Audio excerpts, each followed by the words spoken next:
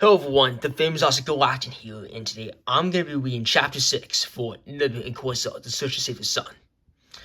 Now, since I read 5 chapters involving Comet City as well as Nebula and Quasar's talk with Officer Stone Cold, this is going to take place in the IPF Solar System planet known as Planet H.2 Arctic. So, with further ado, I'll begin this chapter.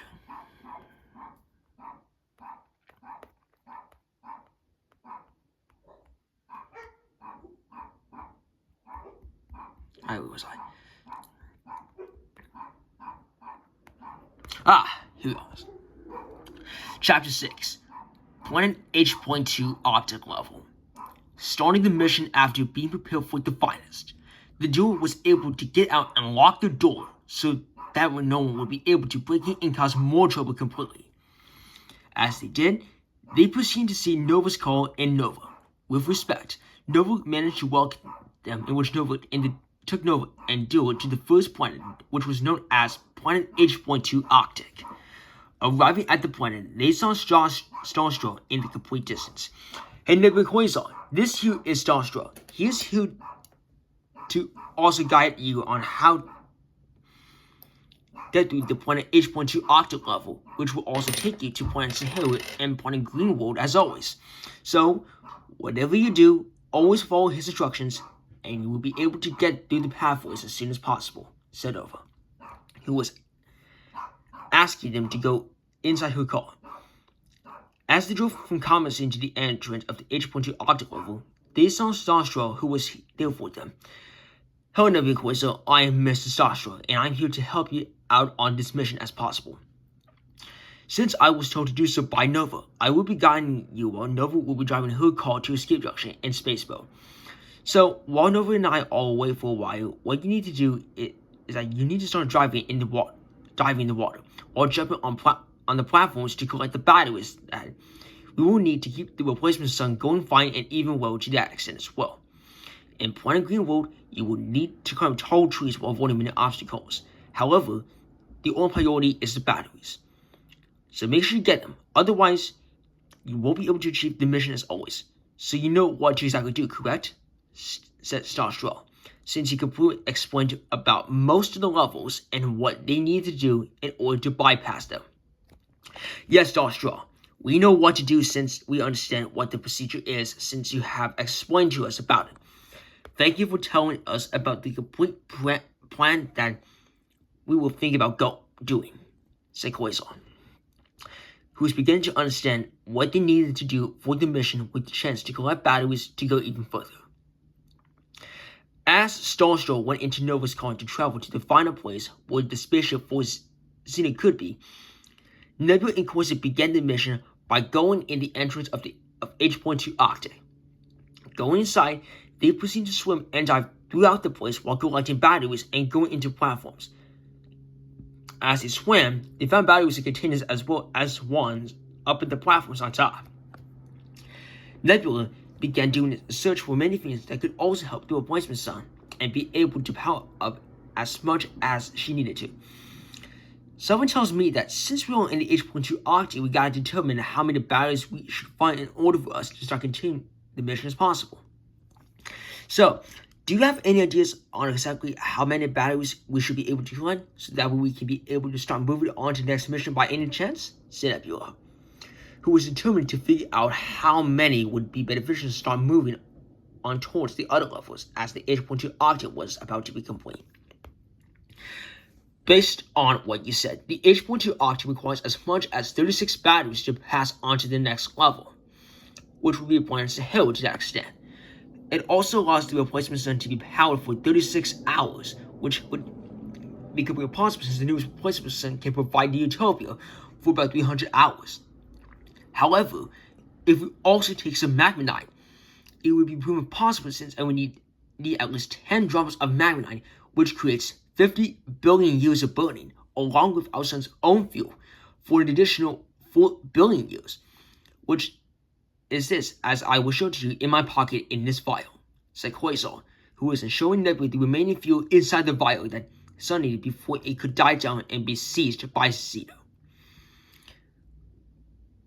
breathing into a massive darkness on before them. As they continued to go throughout the platforms, they found 4 batteries on the first platform, which meant that there was more to come. That's it. All we need is 36 batteries, which is the max, said Nebula, who was surprised that Quasar's theory on the batteries was not incorrect at all. Someone tells me you have an absolutely correct theory that this is the reason that provides us with the most solar as soon as possible. You are not wrong after all to this explanation. So I'll improve that.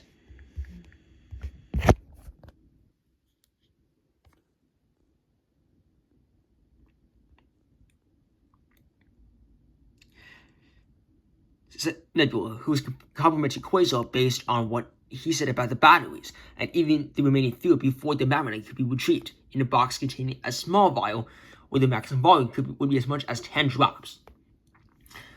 Thank you, Nebula. Also, the magmanite that is on here can be retrieved by a rock that has it.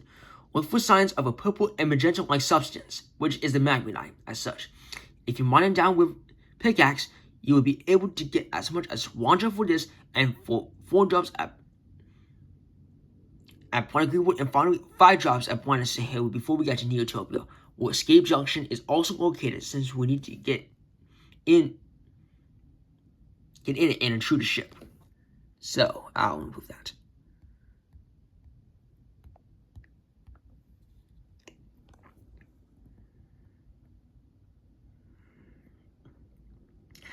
Who's providing as much tasks as possible for Nebula and Quasar himself for the complete mission. Doing what Quasar had explained, Nebula proceeded to continue on diving and swimming whilst jumping on platforms. Quasar, in retrospect, did the same. As they continued, they proceeded to collect 5 batteries on the second platform. However, as they continued, they noticed that there were complete obstacles and sometimes enemies that they needed to completely tackle down.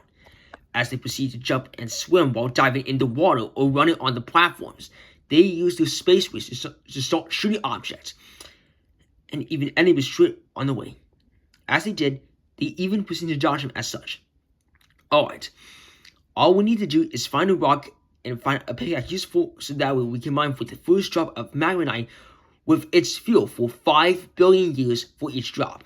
If we do that, then we can continue for the rest of the mission until all of the drops have been collected as possible, said Quasar, who was helping Nebula with the journey and with the completed potential to find one in the H.2 Arctic. As they looked around, they found a loose rock that was suspected to have a purple liquid-like substance inside the rock. Aha! There it is! Let's grab it while collecting batteries and being able to do things that we can do for many as always, said Quasar, as he found the rock that was suspected to have a form of magmanite ready to be mined out, at finest, and with the contents to be poured onto a vial. Taking it out, Quasar continued with Nebula on the journey to complete the H.2 Arctic and take all the batteries needed to power up the replacement sun for the IPF solar system. As they managed to catch every battery in a group of 2 or 4, one after the other, they managed to collect all 36 batteries in total as a result. As they finally managed to make it to the end with the rock taken out of the water. So, what should we do with these batteries? Said Quasar, who was thinking about how to deal with them. Just then, a transmitter was turned on, which revealed to be Stone's voice. Alright, if you have found the batteries for the replacement sun, what you need to do is look for a slot with the label replacement sun only. If you have found it, make sure you put all the batteries. Each battery can give the replacement sun as much as 1 hour of burning. That is what it will need before the magmanite can be used on the actual sun to provide its finest amount of energy as a result for the plants and for the people in Neotopia, said Stone Cold. Ending the call, the duo could put the batteries in a slot with a description on what is said. Placing them in, the duo then completely noticed that the batteries that were put into the slot powered a replacement sun once they were seen in the vacuum chamber, waiting to be put in the right place. Wow! This should provide the replacement sun as much as it can. However, since the right amount of nutrients is possible enough if we can save the sun for the weekly collapse, We need to actually do something if we want to see the galaxy also, said Nebula, who was having some knowledge about the batteries that they proceed to collect on one platform before and after another. Right. However, what we need to do is to mine this rock that we found when we took it out of the water in the H.2 Arctic. So, do you happen to see any pickaxes as a result? Said Quasar, who was taking a look at where one could exactly be. As they looked, Nebula found something that was stuck. It looks like, said Nebula as she began to pull the feet up. It took 10 minutes. Due to string and pulling, in a matter of seconds, I believe, Nebula was able to pull out a pickaxe and was relieved to see that there was one. A pickaxe! Exclaimed Nebula as she was successful in finding one. Eureka! That's the way to do it. Nice one, Nebula, said Quasar as he was happy to see the pickaxe. Here, Quasar, says you may need it for mining, said Nebula. Thank you, said Quasar. As Quasar worked hard to mine the rock,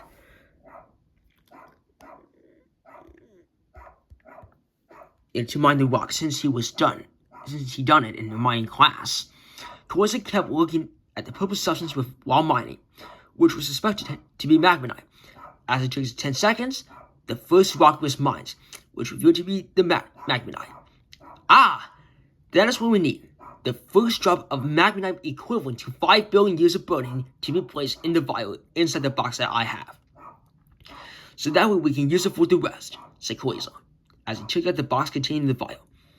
As he placed the rock over the vial with the lid removed, the first drop of magmanite equivalent to 5 billion years of burning managed to go inside.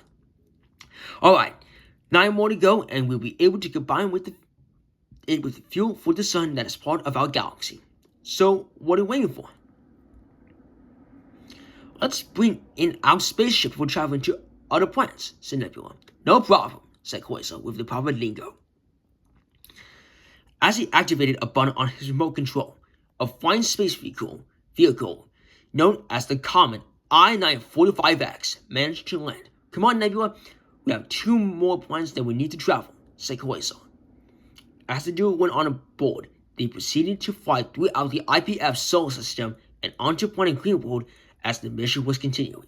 So that will be the end of Chapter 6. Now, if you like this video, don't forget to hit the like button down below and please subscribe to me. More updates will be coming soon as I continue to read the entire book that I made. Have a good day.